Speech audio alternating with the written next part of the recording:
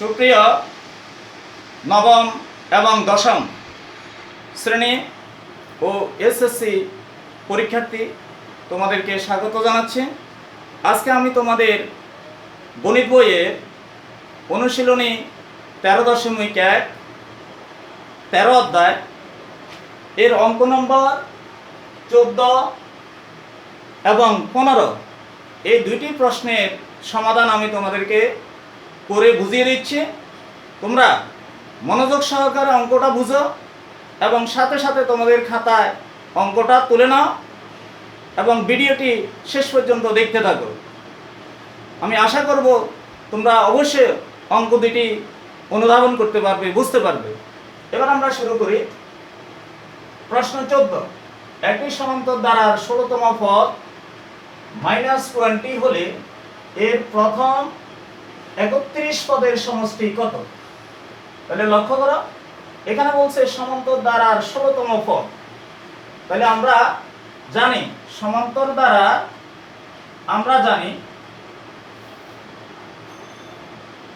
সমান্তর দ্বারার n-তম পদ, এটি একটি সূত্র a + n-1 * d। সুতরাং সমান্তর দ্বারা এর 16 পদ, n এর স্থলে 16তম পদ হবে a + n এর স্থলে এখানে লিখব 16 - 1 * d। এবার a বসে নিলাম, 16 থেকে 1 মাইনাস করলে হবে 15d। তাহলে আমরা 16তম পদের মান পেয়ে গেলাম a + 15d। আবার উদ্দীপকে লেখা আছে, প্রশ্নে লেখা আছে 16তম পদ -20। তাহলে আমরা প্রশ্ন মতে লিখি a + 15d = -20। এবার প্রশ্নে তোমাকে বলেছে যে 31 পদের সমষ্টি কত। তাহলে এবার আমরা সমষ্টি নির্ণয় করব সমান্তর দ্বারা সমষ্টির সূত্র দিয়ে। আমরা জানি, বা আবার দিয়ে লেখো, আবার n সংখ্যক পদের সমষ্টি Sn = n/2 * 2a + n-1 * d।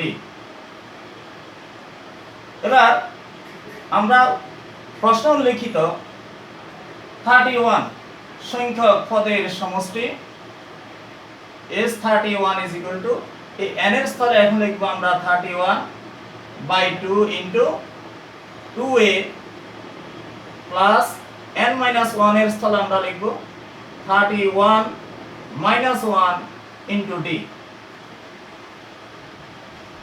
তাহলে আমরা 31/2 লিখে নিলাম, 2a প্লাস 31 থেকে 1 মাইনাস করলে হবে 30 আর ইনটু d। এবার এই সেকেন্ড ব্র্যাকেটের ভিতরে 31/2 আমরা লিখলাম, সেকেন্ড ব্র্যাকেটের ভিতরে 2a এবং 30d এই দুটি সংখ্যার মধ্যে আমরা 2 কমন নিই। তাহলে 2a থেকে 2টার সামনে কমন নিয়ে আসলে থাকবে আর a প্লাস 30d থেকে 2 কমন গেলে হবে আর 15d। তাহলে উপরে 2 এর সাথে আমরা ns এর 2 ভাগ করলাম, এখানে থাকে 31 ইনটু a + 15d। এটার মান আমরা আগেই নির্ণয় করে রেখেছি -20। তাহলে এটার মান বসে দিলাম -20। এবার এই 31 এর সাথে -20 আমরা গুণ করব, গুণ করলে হবে প্লাসে মাইনাসে -31 * 20।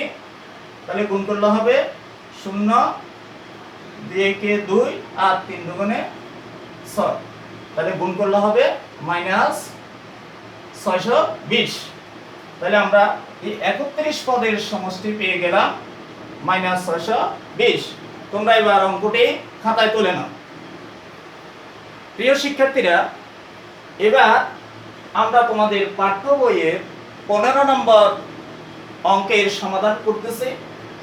প্রশ্নটি হচ্ছে 9 + 7 + 5 ডট ধারাটির প্রথম n সংখ্যক পদের যোগফল মাইনাস 144 হলে n এর মান নির্ণয় করো।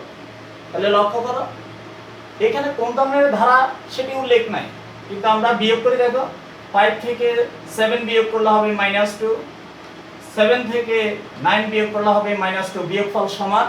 তাহলে এটি হচ্ছে একটি সমান্তর ধারা। তাহলে সমান্তর ধারাটির প্রথম পদ দেওয়া আছে এখানে 9। তাহলে আমরা লিখি সমান্তর ধারার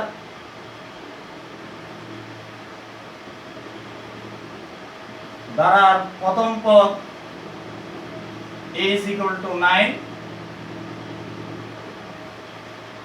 সাধারণ অন্তর b = 7 - 9 = -2। এবার এখানে প্রশ্নে আমাদেরকে বলা হয়েছে প্রথম n সংখ্যক পদের সমষ্টির যোগফল দেওয়া আছে, অর্থাৎ উদ্দীপকে n সংখ্যক পদের যোগফল কত সেটি উল্লেখ করা আছে। আমরা এবার অঙ্ক সূত্র প্রয়োগ করে দেখি যে n সংখ্যক পদের যোগফল কত হয়। আমরা জানি n সংখ্যক পদের সমষ্টি Sn = n/2 * 2a + n - 1 * d। তাহলে এখানে আমরা মান বসিয়ে নিই, এর মান এবং d এর মানটা বসিয়ে নিই সূত্রের মধ্যে। n/2 যথারীতি বসিয়ে নিলাম, 2 * a এর মান হচ্ছে এখানে 9 প্লাস n - 1 বসে নিলাম আমরা, আর d এর মান -2। n/2 এখানে আমরা গুণ করি, 2 দিয়ে 9 কে গুণ করলে 18, -2 দিয়ে n - 1 কে আমরা গুণ করি, মাইনাস এ প্লাস এ মাইনাস, 2 দিয়ে n কে গুণ করলে 2n, 2 দিয়ে -2 দিয়ে -1 কে গুণ করলে মাইনাস মাইনাস হবে প্লাস, 2 দিয়ে 1 কে গুণ করলে 2,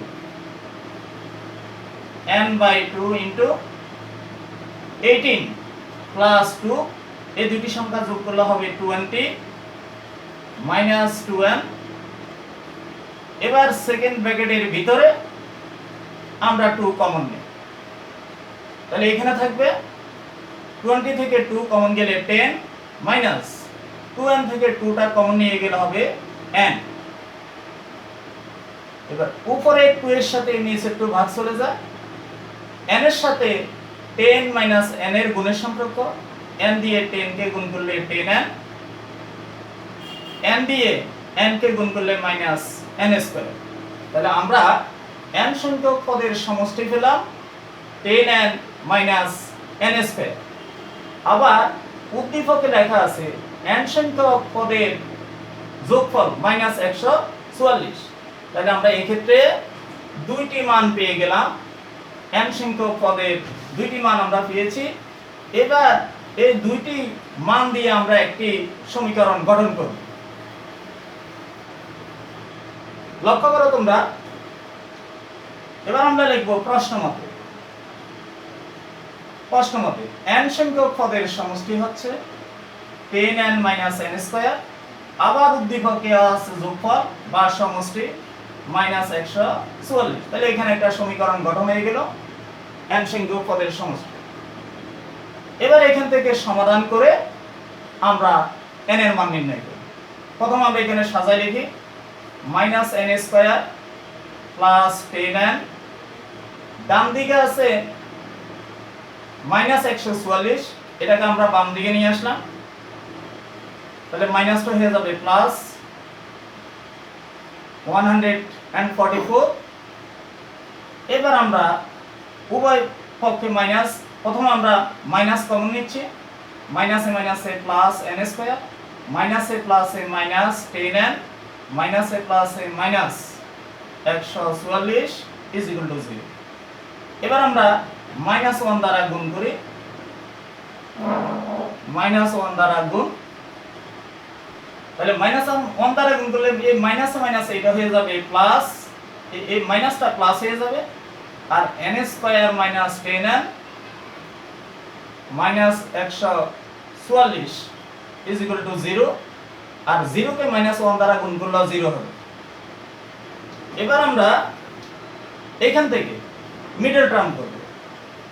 মিডল টার্মের নিয়ম হচ্ছে প্রান্তীয় রাশি দুইটার গুণফল যা হবে মাঝখানের সংখ্যাকে বাংলে ওই দুইটা সংখ্যার গুণফলও একই হবে। তাহলে আমরা এবার মিডল টার্ম করি। n স্কয়ার এখানে আছে -10n, এটাকে বাংলা হবে -18n প্লাস 8n, 18n থেকে প্লাস 8n বিয়োগ করলে থাকবে আর -10n আর মাইনাস 144 ইজ ইকুয়াল টু 0। তাহলে আমার প্রান্তীয় রাশি দুইটার গুণফল যে মানটা হবে -144 n স্কয়ার, -18 এবং প্লাস 8n এই দুইটা সংখ্যা গুণ করলে হবে -144 n স্কয়ার। আবার 18n থেকে -18n থেকে প্লাস 8n যদি আমরা এখানে বিয়োগ করি তাহলে এখানে আমাদের অবশিষ্ট থাকে 10n, অর্থাৎ আমাদের এখানে যোগ মিলে যাচ্ছে মিডলের সংখ্যাটা, এটাকে বলা হয় মিডল টার্ম।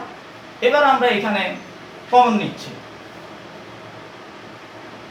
তাহলে কমন নিচ্ছি আমরা এখানে প্রথম দুইটা রাশির মধ্যে n কমন নিই, n স্কয়ার থেকে n কমন গেলে n, -18n থেকে n টা কমন গেলে 18 প্লাস এই দুইটি সংখ্যার মধ্যে আমরা 8 কমন নিচ্ছি, 8n থেকে 8 কমন গেলে n প্লাস এ মাইনাস 144 এর মধ্যে 8 কমন গেলে হবে 18 ইজ ইকুয়াল টু 0।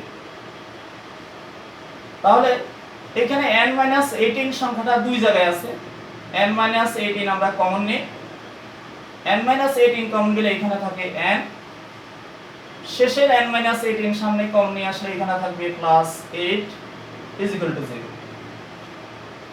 এবার আমরা n-18 ইজ ইকুয়াল টু 0, আবার n plus 18 is equal to 0। এখন n-18 ইজ ইকুয়াল টু 0 প্রথম সংখ্যাটা, বা n টাকে আমরা ডান দিকে নিয়ে যাই, তাহলে -18 টা হয়ে যাবে +18। আবার এখানে লক্ষ্য করো n plus 8 is equal to 0, তাহলে বা n এর মান যদি আমরা নির্ণয় করি +8 টাকে ডান দিকে নিয়ে গেলে হবে -8, তাহলে n এর মান এটা -8 আসছে, এই মানটা গ্রহণযোগ্য নয়।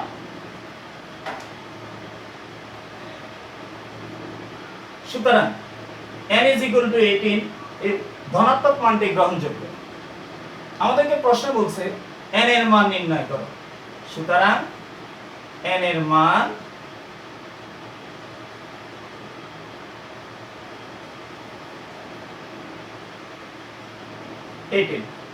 आंसर। প্রিয় শিক্ষার্থীরা, আশা করি তোমরা আজকের 14 এবং 15 নম্বর অঙ্কের যে সমস্যা সেই সমস্যাটা তোমরা বুঝতে পেরেছো। আগামী ক্লাসে আমরা এরপরে ধারাবাহিকভাবে অঙ্কগুলো আবার তোমাদেরকে সমাধান করে দেব।